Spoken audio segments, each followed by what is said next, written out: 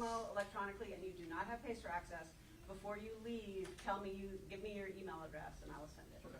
Thank you.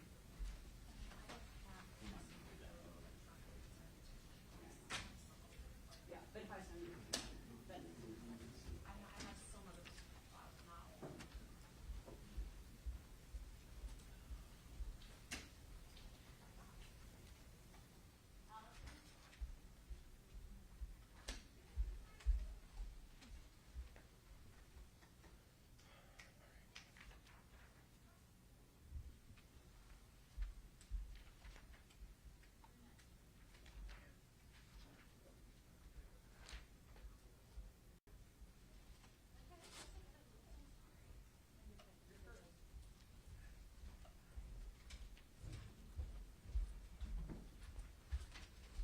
Thank you, ma'am.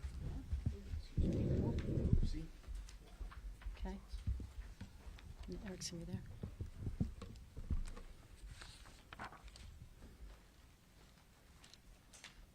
Good morning. Thank you so much for being here. And I first want to thank the partners here standing with me today. First, I'm U.S. Attorney Tessa Gorman. I'm the United States Attorney for the Western District of Washington. And with me today is FBI Special Agent in Charge Rick Colodi, DEA Special Agent in Charge Dave Reams, and also Deputy Chief Eric Barden from Seattle Police Department. For 2 years, law enforcement, including Seattle Police Department, DEA, and FBI, have been looking into the Jackson Drug Trafficking Organization and building a case against that organization, the result of which were arrests and indictment over the last few days. This organization was run by two brothers, Marquis and Markel Jackson, and involved many members of their family acting as couriers or money launderers. They bought fentanyl in bulk from a source of supply in Arizona and distributed this fentanyl in Washington, Montana, and elsewhere. And they sold it on the Lummi Nation, right here in the Western District of Washington. And there's not a community I visit that does not talk about the devastation that fentanyl has done to their communities. This poison has harmed their children, their families, their communities, and nowhere is that more felt than our Native communities. The disproportionate effect of fentanyl overdose deaths and fentanyl on our Native communities is really horrifying. I visited the Lummi Nation last year after they suffered 4 overdose deaths in 4 days. And the Lummi Nation was doing everything they could to stop the fentanyl poison from coming to their community, including declaring a state of emergency. They were using and continue to use all their tools. And we stood there in partnership with them and said we would use all of our tools as well to stop the flow of poisonous fentanyl into Native communities. Members of the Jackson organization clearly targeted Native communities, both on the Lummi Nation here in the Western District of Washington, but also Native communities in Montana as well. This prosecution is critical for addressing that harm and other harms done to our community by fentanyl trafficking by the Jackson Drug Trafficking Organization.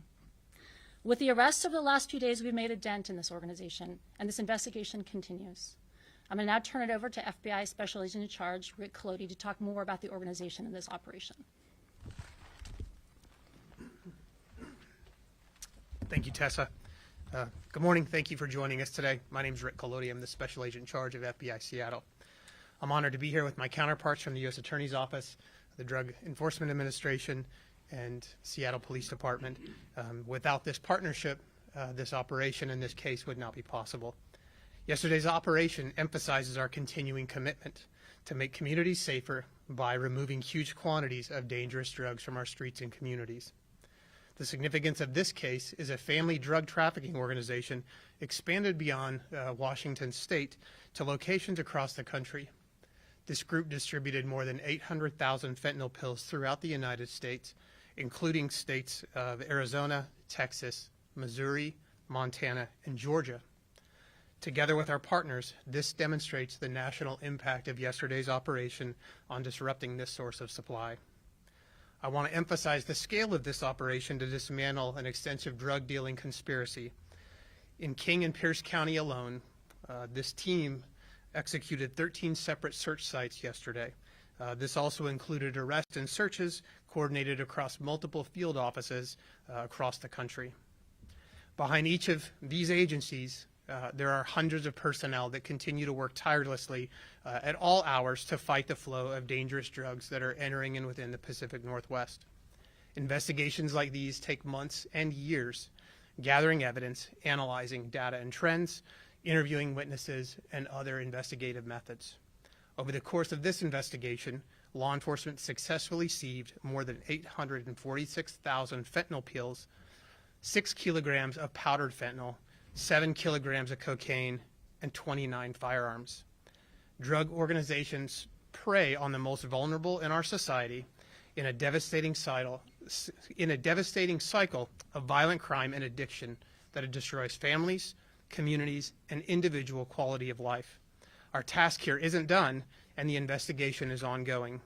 But we're here to recognize the hard work of hundreds of people executing arrests, search warrants, processing evidence, and providing technical expertise.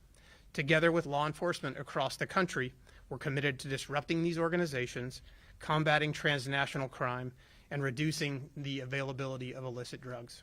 I'd like to now introduce DEA SAC David Reams. Thanks, Rick. Good morning. I'm Dave Reams. I'm the Special Agent in charge of the Seattle Division of the Drug Enforcement Administration. Thank you for coming this morning.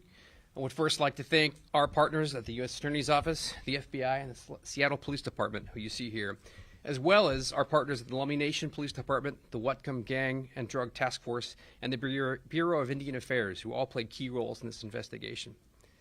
Fentanyl is DEA's #1 priority. Fentanyl poisonings devastated the Lummi Nation by exacting an outsized toll on that small community. Today, this team is able to hold accountable some of those responsible, people who profited from the despair of the Lummi Nation, as well as many other communities in Western Washington and beyond. This team sees, as SAC Collodi already mentioned, 846,000 illicit fentanyl pills, 6.6 kilograms of fentanyl powder, 7.8 kilograms of cocaine, and over 3 kilograms of methamphetamine, as well as 29 firearms. Cocaine and methamphetamine are often contaminated with fentanyl, sometimes with deadly results. All the drugs seized in this case will be analyzed by a DEA laboratory. DEA lab analysis shows that 7 in 10 fentanyl pills contain a potentially deadly dose of fentanyl. This callous drug trafficking organization stands accused of distributing quantities of fentanyl great enough to potentially kill nearly 1 million people, which would fill Lumen Field more than 15 times over. Fentanyl dealers leave a trail of death and misery in their wake, as the Lummi Nation and so many other communities have painfully experienced. Getting this fentanyl off the streets helps save lives. The magnitude of this operation took the team you see here, as well as many other state, local, federal, and tribal partners. Only together can we achieve a real measure of success in this fight against fentanyl trafficking. Thank you. I'd like to introduce now Deputy Chief Eric Barton of the Seattle Police Department. Well, I didn't really plan to speak, but I will say this, that Seattle Police Department very much appreciates the cooperation and collaboration with our federal, state, and local partners to take on investigations like this. We can't do it by ourselves, and hopefully we provide some value to our federal partners as well. The scourge of fentanyl is evident on the streets of Seattle, and we're doing everything we can to stem the flow of that deadly drug to hopefully save lives. Thank you, and we can take some questions. I don't see any manufacturer charge. Do you believe that these pills were brought in from somewhere else to Arizona? Do you want to take that? Typically, fentanyl pills are manufactured in Mexico. Typically, fentanyl pills are manufactured in Mexico from precursor chemicals delivered from China, made by 2 main cartels, the Sinaloa and Jalisco cartel. That precursor chemical is turned into fentanyl in Mexico and then trafficked north. I also don't see anything in terms of the statute regarding the death of these individuals. Is there any sort of federal statute regarding the death of these members of the Lummi Nation? There is a federal statute prohibiting death resulting in drug cases, but this investigation is ongoing. There were also some rainbow pills on the Tulalip Reservation around the same time that the deaths occurred on the Lummi Nation. Do you believe that case is connected at all to this? I think it's fair to say that, you know, the investigation will continue. Clearly, this organization was dealing a massive amount of fentanyl in our communities, and we're going to follow the case where it leads us. But we particularly, you know, care deeply about our tribal nations who have taken disproportionate impact of fentanyl trafficking. So we are very concerned about the 25 nations in our community and the nations across this country. So we'll continue to investigate. So can't say right now whether the Tulalip issue, which happened at the same time as the Lummi deaths, is connected to this. Not right now. Yeah. Anything else? All right. Thank you so much for your time. We really appreciate it. Thank you.